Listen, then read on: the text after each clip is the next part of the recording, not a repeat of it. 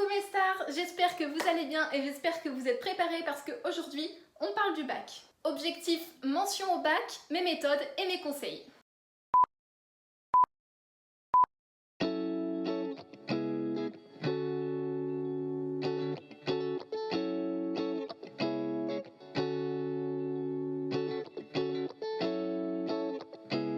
En effet, j'avais fait un sondage en story Instagram pour savoir ce qui vous plairait le plus entre un vlog et une vidéo spéciale examen et bac, et vous avez plutôt penché pour la version examen, alors c'est ce qu'on va faire aujourd'hui, c'est parti! Cette vidéo est constituée de 5 parties. En première partie, on va voir tout ce qui est organisation, en deuxième, toutes les méthodes de travail qui marchent le mieux, en troisième, comment garder une bonne routine, en quatrième, comment gérer son stress, et en cinquième, comment avoir la discipline et la persévérance de travailler.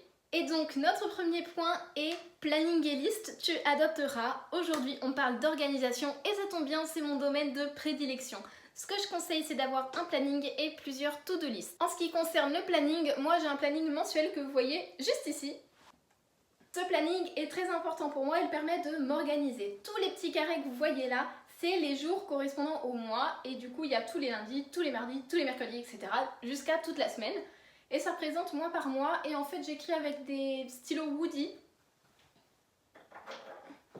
C'est des crayons de couleur spécial pour les tableaux. De 1, c'est beaucoup moins chimique et toxique, ce qui permet de pouvoir écrire dans sa chambre sans respirer de choses mauvaises pour soi. Et de 2, le plus important je dirais, c'est de ne pas abîmer la planète.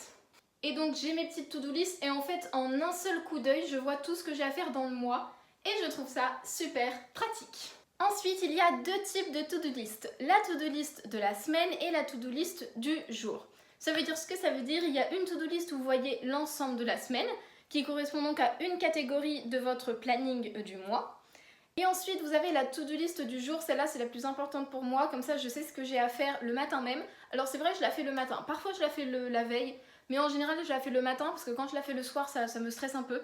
Donc le matin, je regarde, j'ai ça à faire, je fais la liste, une liste réaliste, hein, ça sert à rien de mettre 10 000 trucs, mais comme ça je sais ce que j'ai à faire le jour. Comme ça je sais où je vais et je sais pourquoi je me suis réveillée ce matin.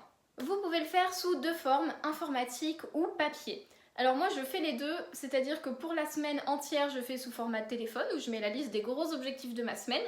Par contre pour les to-do list du jour, j'utilise des petits post-it que je garde dans mon agenda et je coche à chaque fois que j'ai fait quelque chose. Vraiment le fait de cocher, ça m'enlève un poids et j'adore cette sensation de me dire « Ah, ça c'est fait, je peux le cocher ». Et on a l'inévitable pour l'organisation du bac ou de vos examens, c'est de bien ranger ses cours. J'en vois beaucoup qui me disent « Oui, mais moi j'ai jamais été organisée ». Il y a plein de techniques pour s'organiser simplement. Moi je fonctionne avec les couleurs, mon cerveau est formaté par les couleurs, je trie absolument tout ce qui existe sur cette planète par couleur. Et donc du coup mon trieur a des intercalaires colorés et sinon avant j'avais des classeurs souples fins, maintenant j'utilise tout dans mon trieur parce que je m'en sors bien. J'avais des classeurs souples fins pour mes spécialités. Chaque couleur avait sa spécialité et à la maison j'avais un plus gros classeur de la même couleur où j'avais juste à ranger couleur par couleur et je faisais le transfert super simplement. On n'oublie pas de numéroter ses pages et de mettre la date, comme ça on sait dans quel ordre elles vont, on se mélange pas trop. Moi c'est ce que je fais notamment pour la philo, parce que je me perds vu qu'on n'a pas vraiment de titre de chapitre. Vraiment j'ai des pages numérotées de 1 à 50 pour l'année, comme ça je sais que qui va où.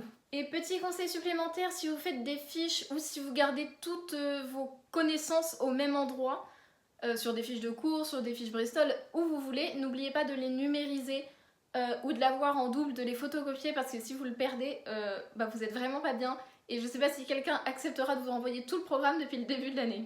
On passe à la deuxième partie, méthode et technique, tu apprendras. Je vais commencer par vous apprendre à réciter. Je sais que c'est basique, mais je vois plein de gens qui ne savent pas réciter. En fait, pour réciter un cours, vous avez votre cours devant vous, vous lisez une phrase, si elle est trop longue, vous la coupez en plusieurs morceaux. Donc vous lisez votre phrase ou votre morceau de phrase, ensuite vous regardez plus haut dans le vide, vous parlez à quelqu'un, et vous récitez cette phrase une nouvelle fois pour l'imprimer dans votre tête. Il faut que vous puissiez savoir la dire sans regarder votre feuille et vous devez enchaîner comme ça. Vous faites phrase par phrase et au bout d'un moment, vous reliez toutes ces phrases, vous faites paragraphe par paragraphe. Je sais pas, moi je dis le chat est bleu, ok, le chat est bleu. Il aime boire du lait, il aime boire du lait. Le chat est bleu, il aime boire du lait. Voilà, il faut que vous puissiez enchaîner comme ça toutes les phrases, notamment pour le grand oral. Mais d'ailleurs, ce type de vidéo se déroulera en deux parties. Aujourd'hui, on voit tout ce qui est écrit notamment. Et la semaine prochaine, on verra notamment tout ce qui est oral. Également, ce qui fonctionne bien pour les personnes qui ont une mémoire, je crois que ça se dit télékinésique. Vous avez la mémoire visuelle, la mémoire auditive et la mémoire télékinésique. Ça, c'est les gens qui ont besoin de faire pour comprendre ou qui ont besoin de bouger. Vous pouvez griffonner pendant que vous récitez, pendant que vous apprenez votre cours. Apparemment ça aide, moi j'ai testé, ça m'aide pas mal, mais pendant une courte période parce qu'après je me déconcentre et je commence à faire des petits dessins. La méthode du deep work, vous en avez sûrement déjà entendu parler, elle est super connue. Ça consiste à travailler pendant une très longue période, sans distraction, vous vous enfermez dans votre chambre, vous éteignez téléphone, tout ce qui ne vous servira pas à vos cours. Vous videz votre bureau, vraiment il n'y a que vos cours devant vous et vous enchaînez 3 heures de révision. La méthode Pomodoro. La méthode Pomodoro, c'est quoi? C'est une méthode qui dit qu'il faut apprendre pendant une demi-heure ou 25 minutes et faire 5 minutes de pause et on réenchaîne. En fait, ça fait des cycles d'une demi-heure. Moi, je faisais 25 minutes de travail, 5 minutes de pause, 25 minutes de travail, 5 minutes de pause. Mais c'est trop volatile pour moi et j'arrive pas à me concentrer comme il faut. Si également, j'ai remarqué ça, j'étais en salle info, je sais plus quand, c'était pourquoi, pour préparer le grand oral, et les chaises tournent.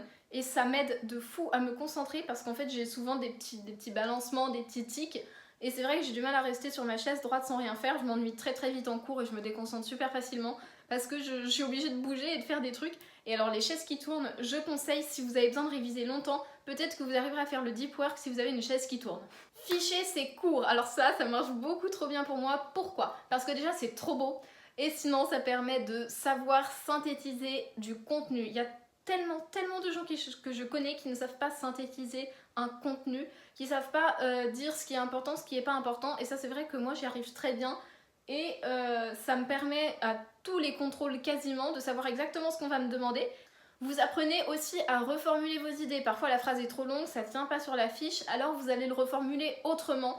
Et ça c'est la meilleure manière de comprendre.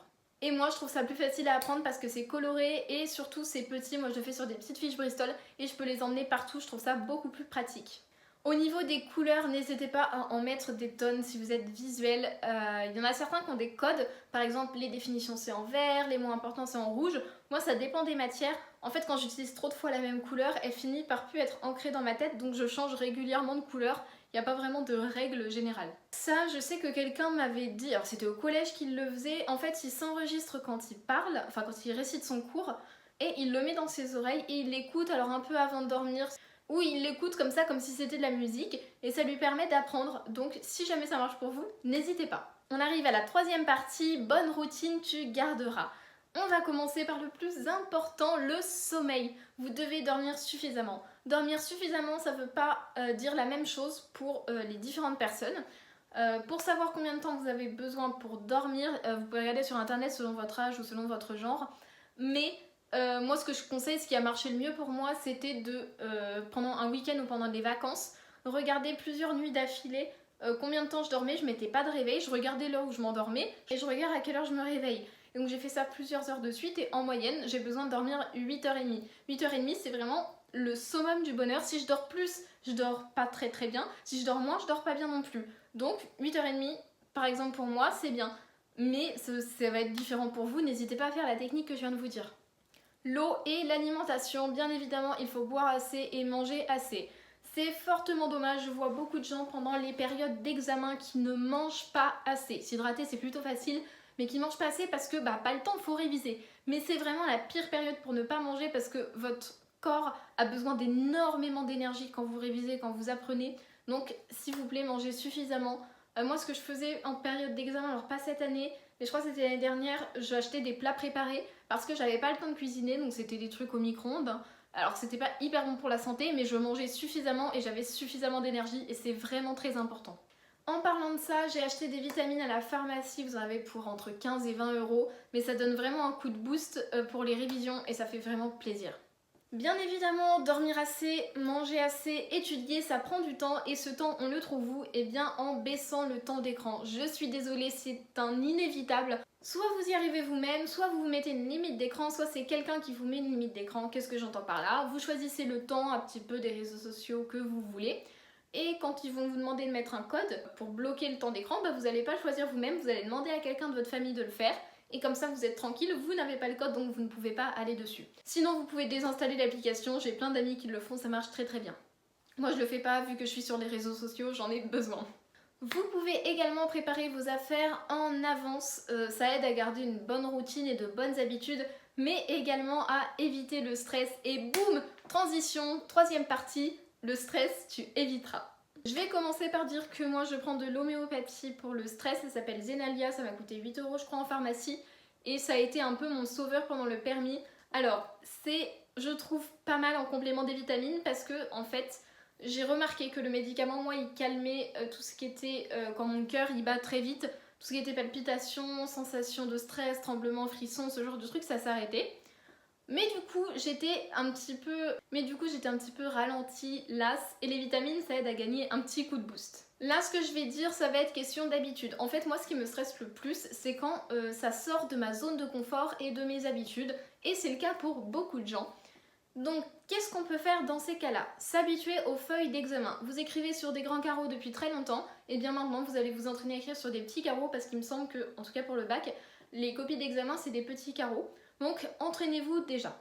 Ensuite, allez au centre d'examen si il n'est pas... moi j'ai de la chance, c'est mon lycée, mais si c'est pas votre lycée, c'est pas l'endroit où vous étudiez de base, faites-y un tour, allez voir comment c'est, faites le chemin, prévoyez le temps que ça va vous prendre, ça va vous déstresser. On a également la visualisation, c'est-à-dire je m'imagine aller au centre d'examen le jour de l'examen, ça va se passer comme ça, je vais trouver mon nom, je vais me diriger par là, et moi ça m'aide beaucoup à éviter le stress de faire les choses en avance et éviter les imprévus. Réviser dans de bonnes conditions, ça veut dire quoi? Ça veut dire respecter le temps imparti quand on fait une épreuve. Ça veut dire pas de distraction, vraiment ça va vous stresser au début parce que d'habitude vous aviez votre téléphone à côté, vous aviez tout le temps que vous vouliez pour réviser. Mais au moins quand vous arriverez le jour de l'examen, vous aurez déjà eu ce ressenti, vous savez ce que ça fait, donc ce sera parfait. La méditation, le yoga, la sophrologie, vraiment c'est des choses qui marchent très bien pour la plupart des gens. Moi c'est plus le yoga, la méditation qui marche pour moi. Mais faites ce qui marche le mieux pour vous. Je ne prends pas de cours, je tiens à le dire, je ne prends pas de cours, enfin sauf pour la sophrologie, j'avais pris quelques cours. Mais vous trouvez des trucs très bien sur internet ou certaines applications. Et dernier conseil, soyez indulgent avec vous-même. Moi par exemple j'ai tendance à consommer énormément de sucre parce que ça m'apporte de la dopamine très rapidement. Et quand j'en ai besoin, justement quand je suis stressée, je me limite moins que d'habitude. Je me dis oui, là je vais manger du chocolat, je me sens pas bien, j'ai le droit. Voilà, ce que je veux vous dire, là c'est un exemple bête, mais soyez indulgent avec vous-même, c'est une période difficile et si vous faites des erreurs, c'est pas grave. On arrive à la dernière partie, discipline et persévérance, tu garderas. Et on va commencer par l'horloge que j'appelle l'horloge biologique. Normalement c'est plutôt pour le sommeil et l'alimentation, mais moi j'utilise aussi pour mes périodes de concentration. J'ai des périodes de concentration extrêmement spéciales. C'est le matin à partir de 9 h, là je commence à être à fond. L'après-midi ça va être entre 15 et 17 h, même 18 h. On peut pousser jusqu'à 18 h, c'est là où je vais être la plus efficiente pour réviser. Quand je vais en cours de 17 à 18 h, vous comprenez bien que je suis plus du tout efficace. Après, ça dépend des matières, mais voilà. Mais quand je suis seule chez moi à réviser de 15 à 18 h, je peux vous dire que je fais vraiment des miracles et que j'apprends un max en un minimum de temps. Ensuite, savoir se récompenser, alors ça c'est le meilleur. Vous avez travaillé. Pendant plusieurs heures, vous avez maintenu vos objectifs, vous avez coché la to-do list si vous avez écouté le début de mes conseils. Donc maintenant c'est l'heure de la récompense. Vous pouvez vous faire une skincare de malade si c'est ce qui vous plaît. Vous pouvez regarder votre film préféré, vous faire les meilleurs plats, aller chercher McDo, vous faites ce que vous voulez, ce qui vous fait plaisir, mais c'est important d'avoir une récompense pour votre travail. Et enfin, gardez des moments et des jours de repos. Moi là j'ai fait un planning, vous avez sûrement vu sur Instagram, mais j'ai fait un planning où j'ai certains jours de révision et il y en a où c'est vide, où c'est repos. Alors il n'y en a pas beaucoup, mais il y a des moments comme ça où il faut savoir relâcher la pression et se reposer parce que vous ne pouvez pas être efficace tout le temps. Moi par exemple, comme je vous ai dit, je suis très efficace de 15 à 17 h, mais du coup on va dire je mange de midi à 13, de 13 à 15 je fais rien, je suis sur mon téléphone et je fais pas grand chose parce que je ne peux pas trop réviser à cette heure là. Alors que je sais très bien que pendant 3 heures après ce créneau horaire là, je pourrais travailler. Donc je vais pas me speeder, je me dis calme, garde ton temps de repos et tu travailleras très bien après. Faut pas trop se mettre la pression soi-même, il y en a déjà bien assez de l'extérieur. J'en ai fini avec cette vidéo, j'espère vraiment qu'elle vous a plu et qu'elle va vous aider. N'hésitez pas à me DM si vous avez des questions ou les mettre en commentaire, je réponds relativement vite. Du moins j'essaie, là pour le bac je vais essayer de répondre vite. Même si vous avez des questions, des problématiques précises, on me pose des questions très précises en DM sur des méthodes de révision, sur des choix de spécialité au lycée, sur tout et n'importe quoi en fait. Donc n'hésitez pas, je réponds. Donc on se retrouve la semaine prochaine, mercredi 10h pour une prochaine vidéo et cette fois elle parlera des méthodes d'apprentissage et de relâchement de pression pour l'oral, notamment le grand oral. Je vous fais des bisous!